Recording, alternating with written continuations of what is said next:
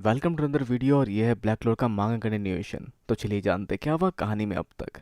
तो अब तक क्लोवर किंगडम पर हमला बोल दिया था लूसियस और उसकी आर्मी ने, जिनका सामना करने क्लोवर किंगडम के वॉरियर्स भी आते हैं, जिनमें शामिल होता है यूनो भी, जो सामना करता है लूसियस का।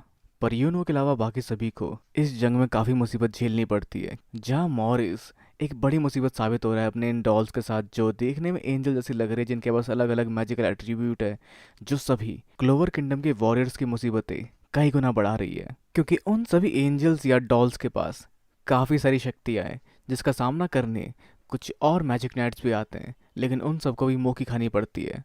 पर उन सबकी शक्तियों को सपोर्ट करने के लिए यूनो इस्तेमाल करता है अपने स्पिरिट के साथ मिलकर माना जोन का, जिसके अंदर उनके दोस्तों की शक्तियाँ बढ़ जाती है और उनके दुश्मनों की शक्तियाँ कम हो जाती है। और इस मूव का नाम होता है never never land star multiplied wind spirit magic, जिससे बाकी क्लोवर किंगडम के वॉरियर्स को दोबारा हौसला मिलता है और उस जंग में अपने आप को झोंकने के लिए तैयार हो जाते हैं। और इस सब के अलावा सामना होता है यूनो और लूशियस का, जहाँ लूशियस मौके का फ़ायदा उठाते हुए यूनो के पीछे से आकर उसे वार करता है अपने टाइम मैजिक से, जहाँ टाइम मैजिक मेनली किसी का भी टाइम बढ़ा या घटा सकती है, या यूँ कहें कि उसकी उम्र बढ़ाकर उसको मार सकती है।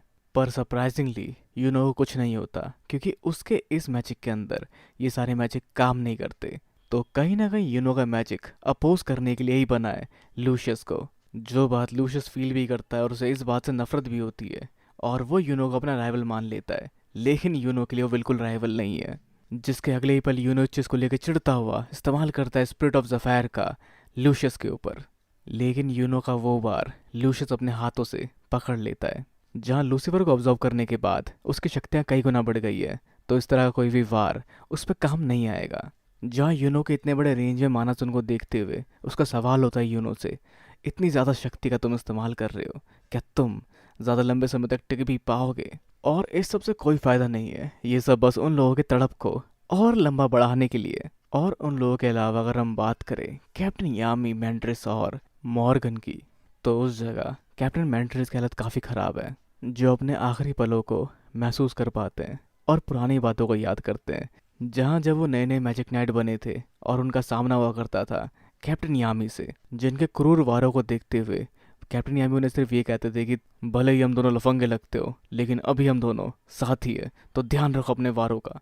और तभी वहाँ उस समय एंट्री होती है मॉर्गन की, जो यामी से कहते हैं कि मिशन ख़त्म हो गया, चलो अब वापस चलते हैं। जहाँ उन दोनों की जोड़ी को साथ में देख बाकी सभी उनके बारे में बात करते कि वो लोग सबसे प्रॉमिसिंग है हमारी जनरेशन के मैजिक नाइट्स में से, जहाँ एक के पास है लाइट मैजिक, जो एक पावरफुल मैजिक एट्रीब्यूट है, और दूसरे के पास है डार्क मैजिक, जो काफ़ी ज़्यादा मिस्ट्री से भरा हुआ है, जहाँ दोनों के पास ही असाधारण सी शक्तियाँ हैं। और जहाँ कैप्टन मैंट्रिस उन दोनों की शक्तियों के बारे में सुनकर मन ही मन बना लेते हैं कि एक दिन वो उन दोनों को पक्का हराएंगे और वो काट देंगे उन्हें, जैसा कुछ वो हमेशा ही ओवर एक्साइटमेंट में कहते हैं। और ऐसा ही कुछ इस समय भी होता है, जो अपनी जख्मी हालत के बावजूद भी दोबारा अपने पैरों पर खड़े हो जाते हैं, और वो कैप्टन यामी को हटने के लिए कहते हैं, क्योंकि उन्हें उनकी मदद की कोई ज़रूरत नहीं है। जिस सबको देख मॉर्गन कहता है शायद अब समय आ चुका है तुम्हें मार कर स्वर्ग पहुंचाने का। पर उस दौरान कैप्टन मैंट्रिस सिर्फ ये याद करते हैं कि अब तक वो सब कुछ काटते हुए आए हैं, काटते हुए अपने इन ब्लेड के इस्तेमाल से। और इसी तरह से अपनी शक्तियों से सब कुछ काटते हुए वो अपना एक और आखिरी वार करने वाले हैं, जिनके ऊपर उस समय वार होने वाला होता है मॉर्गन के लाइट मैजिक का भी। पर इससे पहले कि ऐसा हो पाता, वहाँ आसपास की हर चीज़ काफ़ी दूर तक की ज़मीन पर एक गहरा वार होता है, जिस वार से मॉरिस के एंजल्स भी कट जाते हैं, जो वार सबको हैरान कर देता है। जहाँ उसके बाद वो पूछते हैं कैप्टन यामी से, यामी मेरा ये वार कैसा था? जिस वार की इंटेंसिटी की कैप्टन यामी तहे दिल से तारीफ करते हैं, और जिस सब से कैप्टन मैंट्रिस को सिर्फ इस बात का दुख रहता है कि उन्हें कभी कैप्टन यामी को काटने का मौका नहीं मिला, जो मोस्ट प्रोबेबली उन्होंने मजाक में ही कहा होगा। और शायद कैप्टन मैंट्रिस अब नहीं रहे, जिसका पता हमें आगे चलेगा। पर जिस पे वहाँ मॉर्गन कहता है अगर वो वार मुझे लगा होता तो मैं शायद मारा जाता। और अभी फ़िलहाल के हाव भाव को देख के मॉर्गन के कैप्टन यहाँ भी कंफर्म कर पाते हैं कि ये वो मॉर्गन नहीं है जिसको वो जानते हैं, और मॉर्गन भी तैयार है कैप्टन यामी को मारने के लिए। पर जंग के मैदान में सिर्फ यही लोग नहीं है, सिस गिलियन भी लगी हुई है पैलेडिन्स को रोकने में, जो सामना कर रही है उन पैलेडिन्स के लीडर यानी कि मॉरिस से, जिसके कई सारे हाथों का वार सिसगिलियन के ऊपर होने लगते हैं, जिन सभी को वो काउंटर करती रहती है। जिनके इस माना वाले फॉर्म की तारीफ करता है मॉरिस, पर उसके पास है लूशियस की शक्तियाँ जिससे वो जिस भी चीज़ को छुएगा उसे वो डिस्ट्रॉय कर सकता है। पर मॉरिस के सिसगिलियन के ओर बढ़ते हुए हाथों को वो डिस्ट्रॉय करती रहती है। पर मॉरिस के ये टेंटिकल्स दोबारा तेजी से उगते रहते हैं, पर उसके ये हाथ कब तक दोबारा खुद को रीजनरेट करते रह सकते हैं, इसका मुकाबला करने के लिए सिसगिलियन पूरी तरह से तैयार होती है। पर एक असली कंसर्न ये भी होता है कि अगर इस फॉर्म को बनाए रखेगी लंबे समय तक सिसगिलियन, तो इससे उन्हें भी मुसीबत हो सकती है। पर उन्हें इससे कोई फ़र्क नहीं पड़ता। वो लगी हुई है इस जंग को आगे जारी रखने में, जिसमें उसका साथ देने फिंगिलियन भी आता है।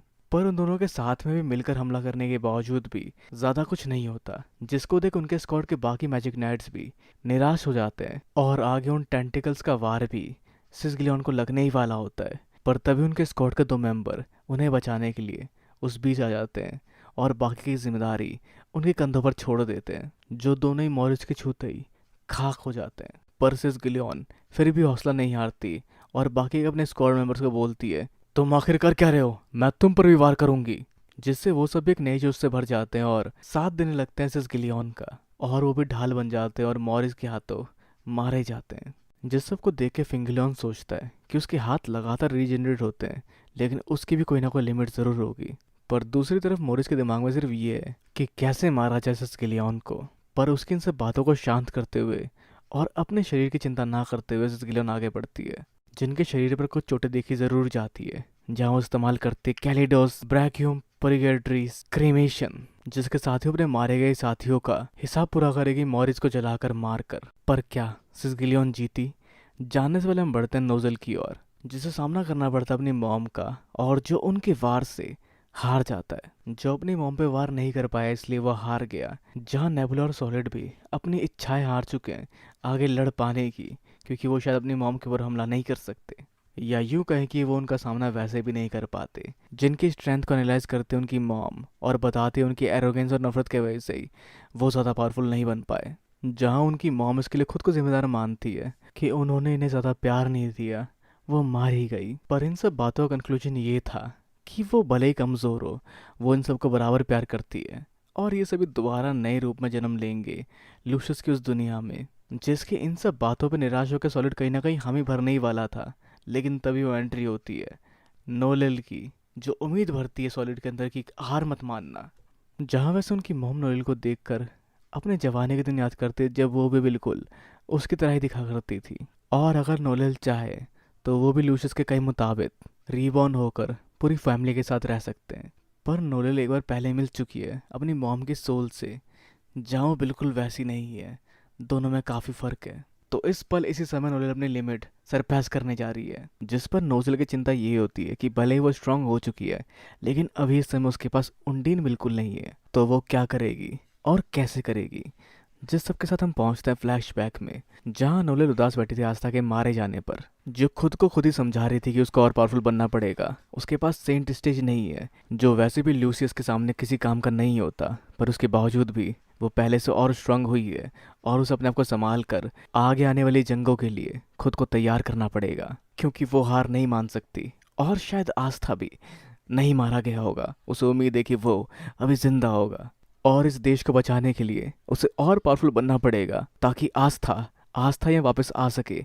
और जैसा कर पाने के लिए उसे स्ट्रांग बनना पड़ेगा। जो ये सब सोच रही होती समुद्र किनारे बैठकर, जिसके इस सब सोच के बीच में ही वहाँ पहुँचती है कहानो। तो वैसे वो यहाँ आए थे कुछ गतिविधियों के चलते जो अंडर वाटर टेम्पल में हो रहा था, जिस सब को सुलझाने के लिए उसे नोएल की ज़रूरत है, क्योंकि वो जानते हैं कि नोएल पहले से ज़्यादा पावरफुल हो चुकी है, और कहीं ना कहीं उनके साथ हो रही गतिविधि संबंधित है क्लोवर किंगडम के साथ अभी होने वाली गतिविधियों को लेकर। तो हो सकता है इससे नोएल को कुछ मदद मिले। जिसके बाद नोएल उनके साथ अंडर वाटर टेम्पल जाती है, और वो देखती है एक ड्रैगन को, जो बेसिकली होता है सी गॉड, जिसकी अंडर वाटर टेम्पल वाले सदियों से पूजा कर रहे हैं। और जहाँ अंडर वाटर टेम्पल के प्राचीन गाथाओं में कहा गया है कि जब दुनिया अपनी तबाही की नज़दीक पहुंचेगी, उस समय अपने नींद से उठेंगे गुस्साए हुए समुद्र के ड्रैगन।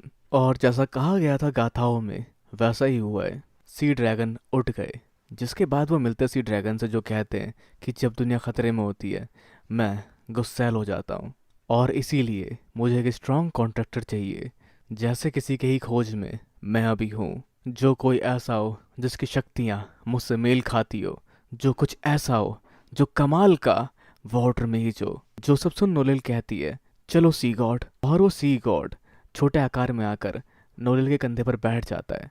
और अब जिसके बाद नोलिल इस समय इस जंग में शामिल हुई है, जहाँ उसका साथ कोहान और कियाटो भी दे रहे हैं, और उसका भाई सॉलिड भी देख पाता है कि नोलिल अब भी स्ट्रांग होती जा रही है, जहाँ वो आगे इस्तेमाल करती है वल्कायरी आर्मर, ड्रैगन फॉर्म, जिसके साथ वो अपनी मॉम को सरपैस करेगी। जैसा करने के अगले ही पल वो इस्तेमाल करती है सी ड्रैगन रॉर का, जिसको काउंटर कर लेती है नोलिल की मॉम, और दोनों की जंग एक अलग मुकाम तक पहुंच जाती है। तो अगर उसके अलावा हम बात करें लूसियस और यूनो की, तो यूनो थोड़ा सा डोमिनेट होता हुआ दिखाई देता है, पर फिर भी यूनो की शक्तियां काफी हद तक बराबरी की टक्कर देने की पूरी कोशिश करती है लूसियस को। पर यूनो के इन सब अटैकों के बावजूद भी वो उसके सोल पे काबू कर सकता है, जैसा कुछ वो अपने अगले वार के साथ करने ही वाला होता है, जिसे किसी तरह यूनो अपनी शक्ति से एक शील्ड बनाकर डॉच कर लेता है, जिसके विंड मैजिक से बने शील्ड से कोई भी उसकी तरफ हो रहा अटैक दूर फेंक दिया जाता है। जहाँ यूनो की शक्तियों को देख लूसियस भी हैरान होता है कि वो लगातार तेज होता चला जा रहा है, क्योंकि लूसियस के वार डॉच करने के बाद वो अपने अटैक से लूसियस को चोट देने में कामयाब हो जाता है। जहाँ वैसे यूनो ज़्यादा लंबे समय तक नहीं टिकने वाला, जिस सबको ध्यान में रखते हुए वो अपने अगले वार में सब कुछ झोंकने के लिए तैयार होता है। जिन सब संभावनाओं को देख लूसियस सोचने लगता है कि यूनो जो क्लोवर किंगडम में पला बड़ा, जिसका सारा जीवन अगर हम माने ट्रेनिंग में भी गया, तब भी इसके पास इतना पावर है, क्योंकि लूसियस के संभावनाओं में सबसे पावरफुल यूनो वो था जो उसने देखा था स्पेट किंगडम में, जहाँ कभी तख्ता पलट हुआ ही नहीं था, और वो समय के साथ शक्तिशाली बना था, लेकिन वहाँ भी यूनो को कई साल लगे थे स्टार मैजिक मास्टर करने में। पर सिर्फ एक साल में यहाँ का यूनो इतना पावरफुल, और उसके अलावा बाकी भी कई गुना पावरफुल हो चुके हैं, जैसे नोलिल भी, जहाँ किसी भी संभावनाओं में वो उतनी स्ट्रॉन्गर कभी थी ही नहीं। वो सन की औरत मैरोलियोना कब की मारी जानी चाहिए थी मॉरिस के हाथों, फिगिलियन काफी समय पहले मारा जाना चाहिए था, और इन सभी मैजिक नाइट्स का भी कब का खात्मा हो जाना चाहिए था। तो यहाँ ऐसा क्या अलग है, इस वर्जन में ऐसा क्या अलग है? जिस दौरान लूसियस की ओर बढ़ रहा होता है यूनो अपने वार लिए, और लूसियस देख पाता है ये यूनो, इसका अंत भी काफी पहले लिखा गया था, ये लूसीफर के साथ खत्म हो जाना चाहिए था, और ये काफी हद तक फ्रस्ट्रेटेड है, लेकिन कहीं ना कहीं यही रीजन है जिस वजह से मैं जिन्हें नहीं हरा सकता उनके खिलाफ मैं खड़ा होता हूँ, क्योंकि ये दुनिया वो है जिसका फ्यूचर मैं नहीं देख सकता, जिसको आकार दिया है आस्था ने, जिस सबके साथ ही एक गहरा वार होता है लूसियस की ओर, जहाँ यूनो को यकीन है कि वो जीत सकता है, तो इससे फर्क नहीं पड़ता कि वो किसके खिलाफ लड़ेगा। तो क्या हुआ, क्या लूसियस हार गया? तो लूसियस मारा जाता है और यूनो जीत चुका है, पर तभी उसके पीछे दोबारा एक और लूसियस दिखाई देता है, जो यूनो के ऊपर वार करने वाला होता है, लेकिन समहाउ यूनो उस वार को डॉच कर लेता है। तो क्या हुआ, क्या वो एक इल्यूजन था? नहीं, वो असली था।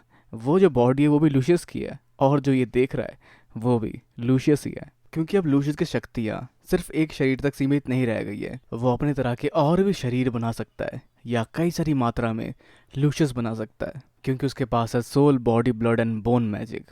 पर यूनो को इससे फर्क नहीं पड़ता, क्योंकि वो सिर्फ दो है, वो उनका सामना आसानी से कर सकता है। लेकिन किसने कहा कि वो सिर्फ दो है?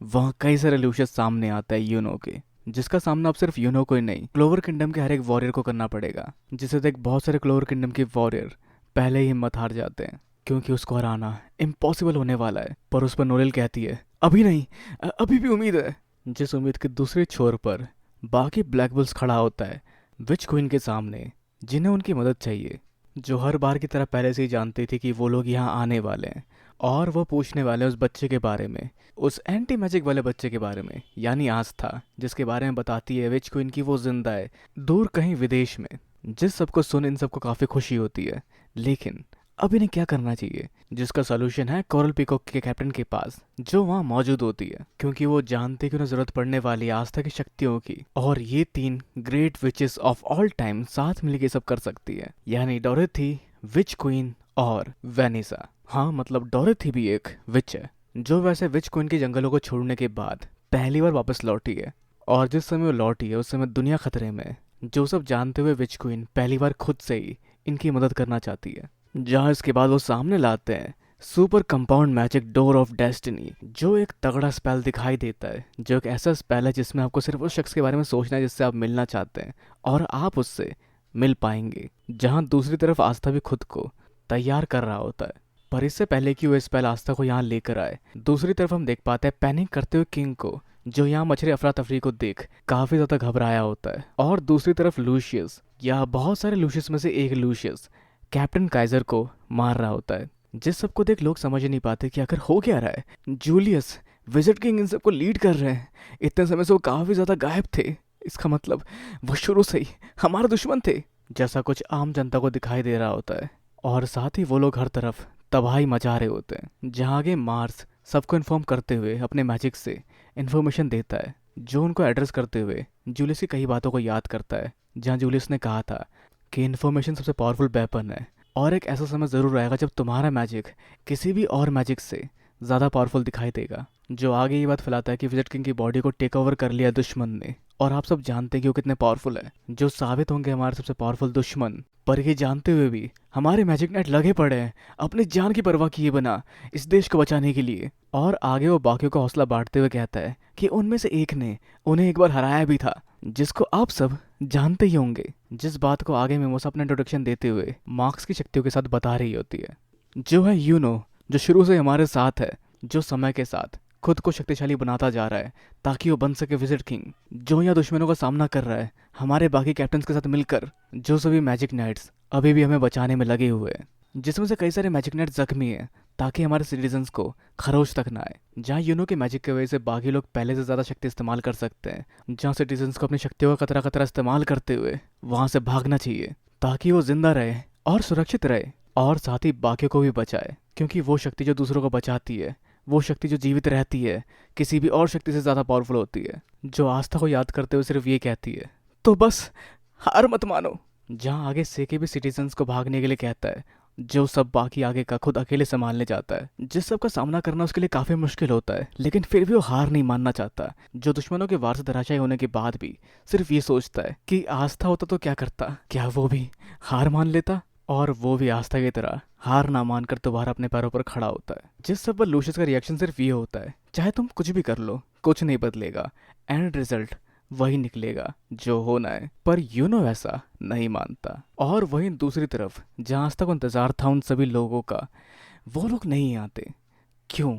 जिसका रीज़न होता है डामिनाती, जो उन सबके उस मैजिक के बीच में उसको इंटरप्ट करने के लिए आ जाता है, जो अब खुद भी एक पैलेडिन बन चुका होता है, जिसे रोकने के लिए बाकी पिचेस आगे बढ़ती है, पर उनकी शक्ति उसके आगे कुछ नहीं कर पाती, और वो अपनी शक्तियों से ये पूरी जगह तबाह कर देता है। और फिर वो आगे विच क्वीन और बाकी लोगों की तरफ बढ़ता है, जिस पेड़ के अंदर वो होते हैं उसको तबाह करते हुए अपने पैलेडिन्स के साथ मिलकर। पर इससे पहले कि उनका वार उस पेड़ को तबाह करे, हम बढ़ते हैं फिर से क्लोवर किंगडम की ओर, जहाँ विच क्वीन के जंगलों में हो रही बातों को मॉर्गन भी जानता है, और ये जानता है कि उस सब डिस्टर्बेंस को ये लोग निपटा देंगे। तो कैप्टन यामी को इनके साथ मिलकर विजन देखना चाहिए, जो विजन देख रहे हैं लूशियस, और फिर से पहले की तरह ही पार्टनर्स बन जाना चाहिए। मॉर्गन और कैप्टन यामी को लूशियस के विजन के हिसाब से दोबारा रिवॉर्न होकर, पर बातें पहले जैसी नहीं रहेंगी। वो लूशियस की नहीं, वो जूलियस की सुना करते थे, और वैसे वो साथ काम नहीं भी कर सकते क्योंकि उनका खुद का स्क्वाड पहले से ही है। और जहाँ मॉर्गन भी पहले कैप्टन यामी को कहा करता था कि तुम लोगों को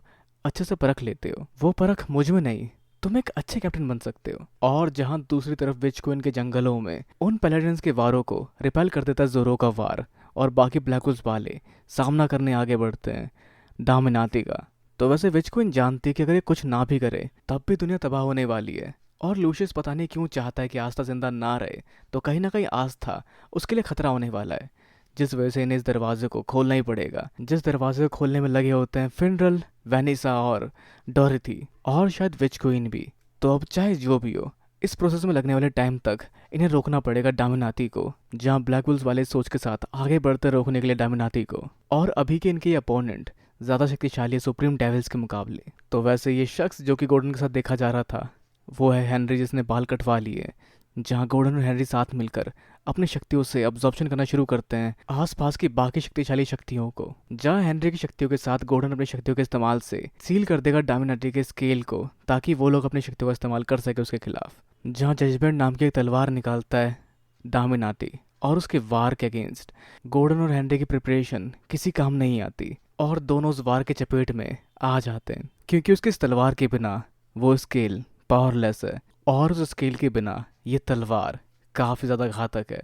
जिसका मतलब ये है कि ये स्केल तलवार के द्वारा संभाले जाते हैं, पर दामिनाती के उस बार के बावजूद भी हेनरी और गॉर्डन साथ मिलकर शक्ति अब्सॉर्ब करना नहीं रोकते।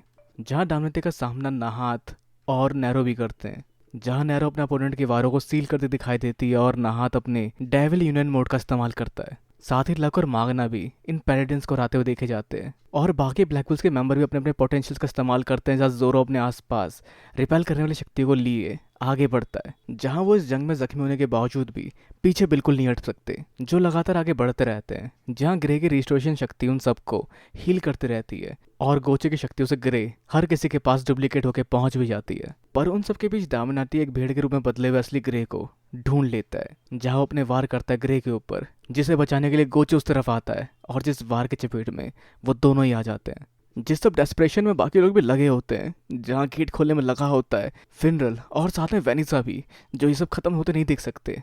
पर जहाँ उन सब चीज़ों का खात्मा कर चुका है दामिनाती अपनी शक्तियों के साथ। जहाँ दूसरी तरफ आस्था चिंता जताते हुए रयू से पूछता है कि वो लोग यहाँ क्यों नहीं आए, क्या उन लोगों का यहाँ आने का समय अभी नहीं हुआ।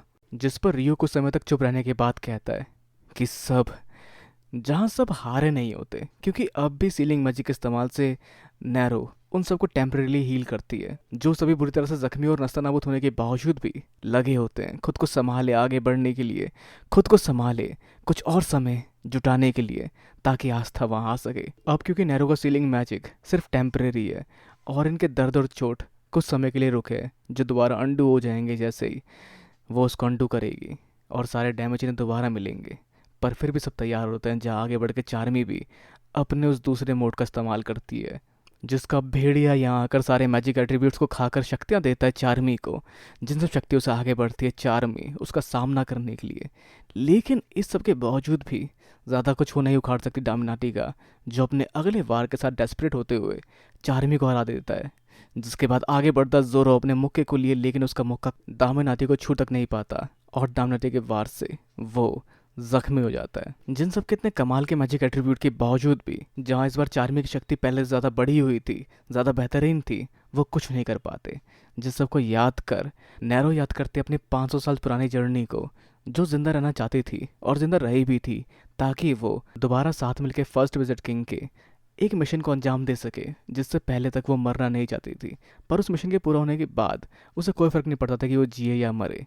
पर कहीं ना कहीं आस्था और ब्लैक बुल्स ने उन्हें ये उम्मीद दी थी और उसे नए दोस्त मिले थे, जिन सब ने उसको एक्सेप्ट किया था। जहाँ उसके लिए अपने बाकी सभी दोस्तों को ऐसे चोट खाते देखना सही नहीं लगता। जहाँ लक के बाद मागन अपने चेन मैजिक का इस्तेमाल भी दामिनाटी के अगेंस्ट नहीं कर पाता। दोनों हार जाते हैं और ब्लैक बुल्स का हाइड आउट, जो शायद कुछ लोगों को वहाँ से लेकर निकलने वाला था, वो भी तबाह हो जाता है दामिनाटी के हाथों। जहाँ नैरो सिर्फ ये सोचती है कि मेरे दोस्त हो जिन्होंने मुझे बचाया था, जिनमें शामिल वैनिका भी आगे दामिनाती के वारों का शिकार होती है। जहाँ वैनिका का साथ विच क्वीन ने भी दिया था और वो दोनों ही जख्मी हो जाते हैं। जिन सब निराश जख्मी और हारे हुए लोगों के सामने होता है दामिनाती उनका खात्मा करने के लिए, जिस पर नैरो सिर्फ एक शख्स को कोस सकती है, जिसके वजह से वो जिंदा है, जिसके वजह से उसके दोस्त है, जिसके वजह से उसे दोबारा जज्बात मिले, उसे उसका दिल मिला, उसके वजह से जिसको वो चाहती है कि वापस आ जाए, क्योंकि वो उसके बिना और देर तक नहीं जूझ सकती। जो चिल्लाती है